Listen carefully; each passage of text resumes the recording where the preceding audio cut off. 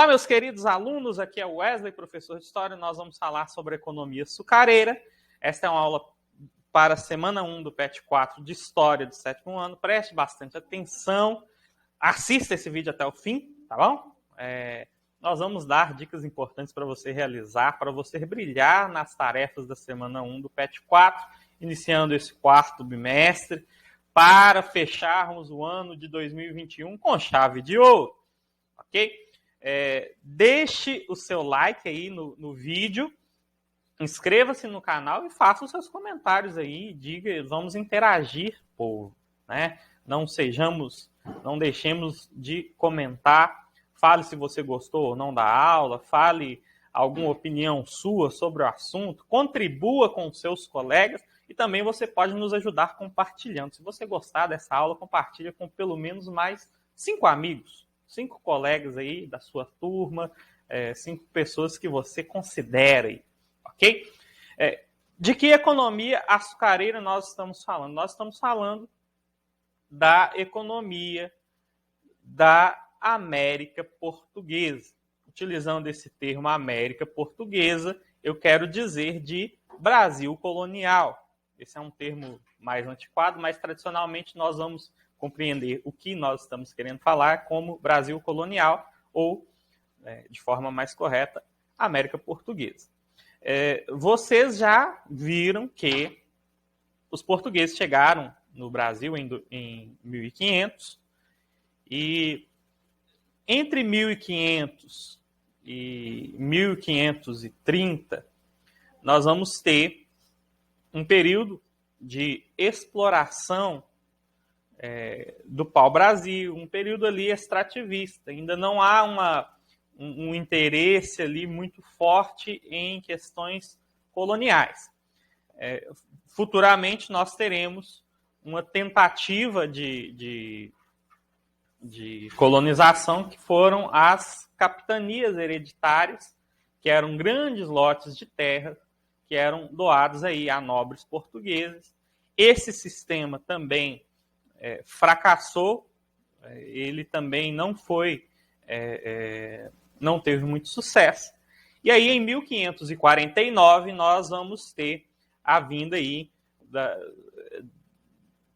uma decisão aí da vinda de um governo geral para o Brasil, e aí uma ação que efetivamente colonizou o Brasil, né? Colonizou estas áreas. E como essas áreas foram colonizadas? Justamente trazendo aí a questão da cana para a produção do açúcar, ok? Vamos compreender primeiro como que a cana-de-açúcar chegou no Brasil. Olhem só.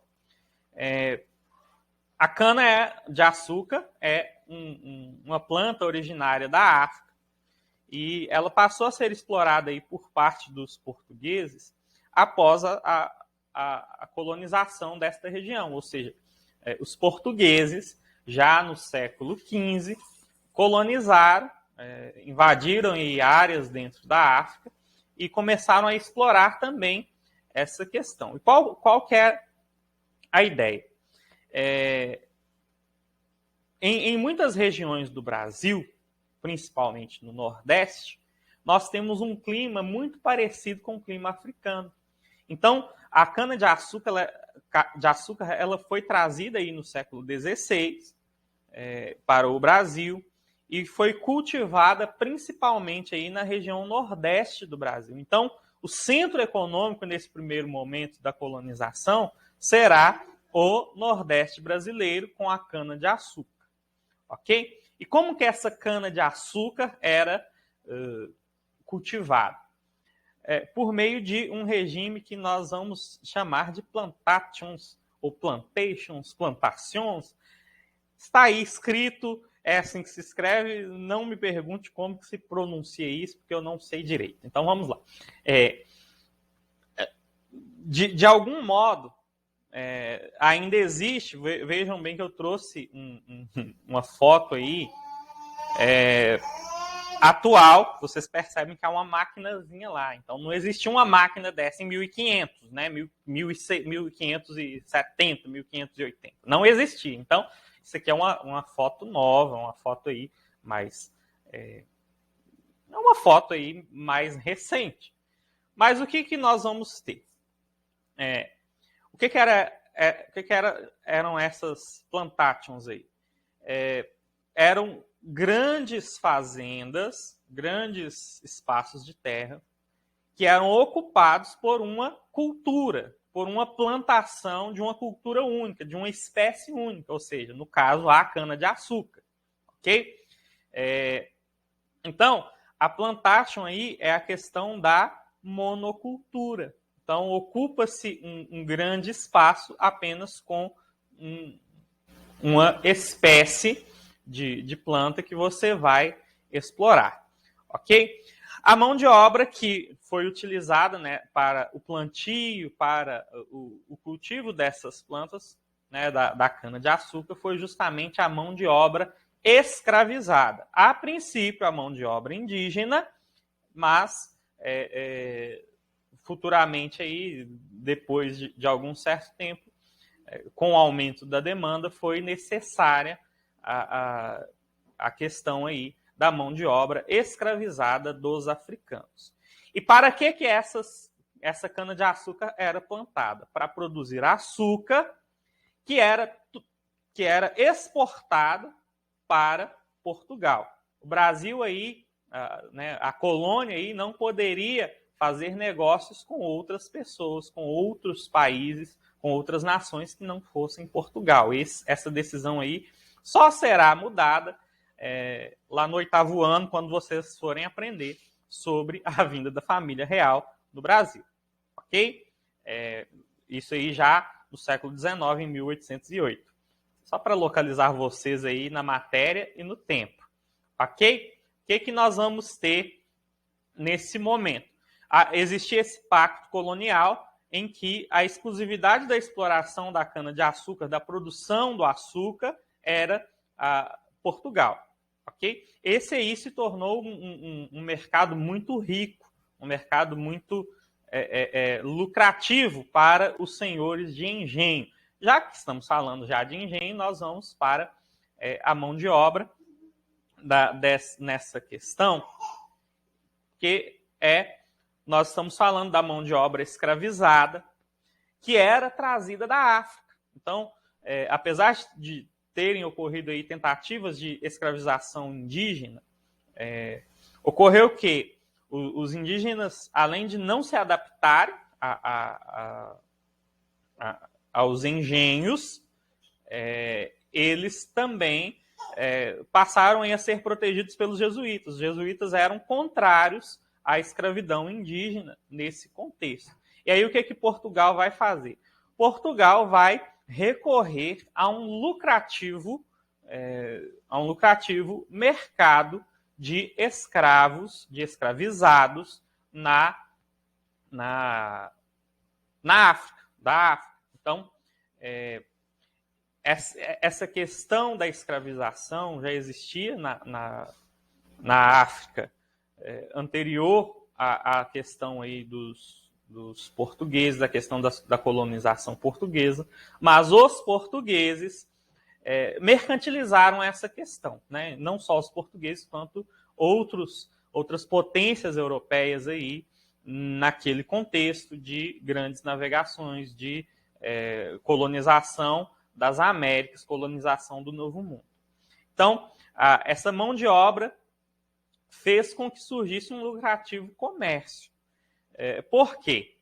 A mão de obra escravizada dos africanos, ela era conquistada aí por meio dos mercados. Os portugueses chegavam lá com armas, com fumo, com cachaça, com produtos aí relativamente baratos, tomavam esses escravizados, atravessavam o Atlântico, chegavam ao Brasil e vendiam esses escravizados a altos preços. Então, o motivo pelos quais as pessoas iam para a África buscar pessoas para escravizar, né? Porque esse mercado era um mercado bastante lucrativo. Ok? Então, um baixo custo de compra com alto custo de venda. Ok? atentem-se à forma que nós estamos falando. Quero abrir um parêntese aqui.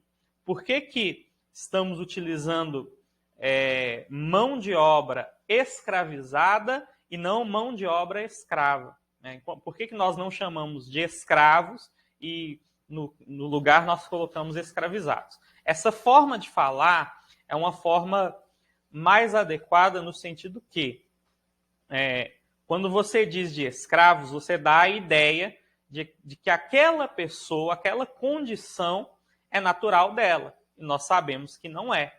Né? A pessoa que foi escravizada, ela foi escravizada por causa de um sistema de opressão que existia naquela época, de um sistema que, inclusive, vergonhosamente perdurou aí durante 300 anos no Brasil, trazendo aí graves problemas raciais, graves problemas de preconceito, graves problemas sociais ainda hoje. Ok? O Brasil, vergonhosamente, também foi o país, foi a nação que mais traficou escravos durante 300 anos. Isso é um ponto muito vergonhoso da história do Brasil e isso é algo que se deve ser criticado. Ok? Então, esse mercado escravagista, ele era um mercado bastante lucrativo. Então, nós temos a questão lucrativa dos engenhos, mas nós temos também a questão lucrativa do mercado de escravizados. Ok? E, continuando falando sobre o que era o engenho. O engenho era uma grande fazenda que possui um espaço aí vasto para a plantação de cana-de-açúcar e também para a produção do próprio açúcar, ou seja, a moenda onde a cana era triturada, retirada da garapa e transformada em açúcar através do cozimento. Ok? Nós vamos aprofundar sobre o funcionamento do engenho na semana 3.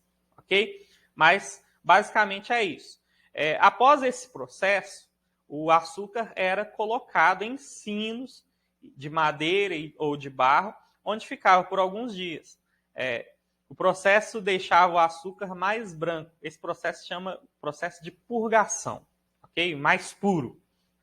Mais branco na parte de cima, aumentando assim o seu valor. Então, era mais ou menos isso. Nós vamos dar uma aprofundada, vamos explicar, eu vou trazer ilustrações aí na semana 3, mas basicamente é isso que nós temos para a produção de açúcar. O engenho, além da plantação de açúcar, nós temos a casa grande, que é a casa do senhor de engenho, que era aquele dono que recebeu aquela terra para cultivar a cana. E haviam aí também as senzalas, que eram a moradia dos escravos. Nós podemos também trazer aí aprofundamentos sobre a casa grande, sobre a senzala, sobre como que era a vida dos escravizados dentro da senzala, nesse sentido, mas não é o foco dessa semana, então quero deixar um vídeo mais enxuto para vocês, para facilitar a realização das atividades de vocês. Vamos para as atividades, ok? Na número 1, explique por que os comerciantes iam até a África para buscar escravizados. Na número 2, explique o que era o sistema de plantation. Na número 3, vocês vão ter um texto falando sobre os escravizados. Leia com atenção. E aí vocês vão responder a letra A. Por que os portugueses iam até a África para buscar escravizados? E a letra B. Quais as consequências desse processo para a sociedade brasileira atual? Meu Deus do céu, eu praticamente respondi para vocês já, né? Então, número 4.